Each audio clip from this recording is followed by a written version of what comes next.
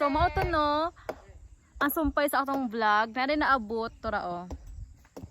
Mano siya sa Gmark.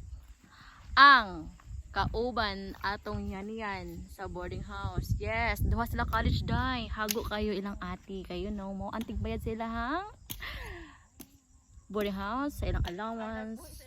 Ang nagbuhi sa ilahat day sa among tanan actually. Og kani siya kana naka orange. Ang trabaho ana niya day, mo na among manager sa balay. Sig panugod day. Taod na lang.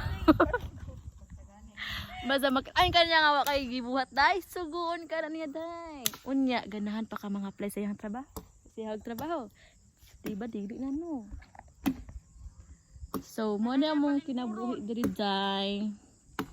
Kanang isa day kanang god kana si Saysay. Gusto na siya mahimong si Cindy 5. Adi yung life good. Naabot sa kawayan. Nakauyab og maestra. Gimong tiglabada. Tigla mo og baboy. Ana na siya kagugihan guys. Actually yung edad 21 pa na siya. Hago na kasag dawog day. Oh my god. So wala, nagyoyo na among inahan sa kanunang panabang day.